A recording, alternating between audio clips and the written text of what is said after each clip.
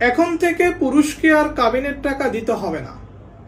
আগে যেটা ছিল যে তালাক যদি পুরুষ দিত তাহলেও কাবিনের টাকা স্ত্রী পেত, স্ত্রী যদি তালাক দিত তাহলেও স্ত্রী কাবিনের টাকা পেত।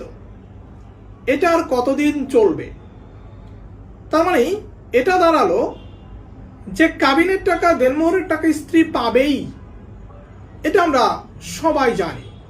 কিন্তু এখন নিয়ম হচ্ছে যিনি ডিভোর্স দিবেন তাকে কাবিনের টাকা পরিশোধ করতে হবে। মানে স্ত্রী যদি স্বামীকে ডিভোর্স দেয় তাহলে কাবিনের টাকা কে পাবে? স্বামী পাবে। আবার স্বামী যদি স্ত্রীকে ডিভোর্স দেয় তাহলে কাবিনের টাকা কে পাবে?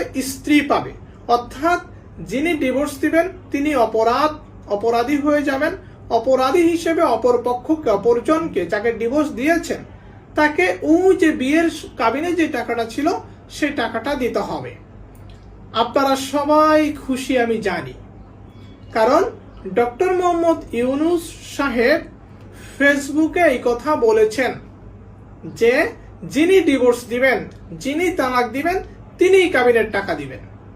মেয়ে যদি ডিভোর্স দেয় তাহলে কাবিনের টাকা মেয়ে দিবে, ছেলে যদি ডিভোর্স দেয় তাহলে কাবিনের টাকা ছেলে দিবে। আপনারা অনেক অনেক খুশি, তাই না? খুশি হওয়ার কোনো কারণ নাই, কারণ আমাদের অন্তর্বর্তীকালীন সরকারের প্রধান উপদেষ্টা ডক্টর মোহাম্মদ ইউনূস স্যার এই কথা বলেন নাই। এটা একটা ভুয়া নিউজ, ভুয়া তথ্য ফেসবুকে ভাইরাল হয়েছে।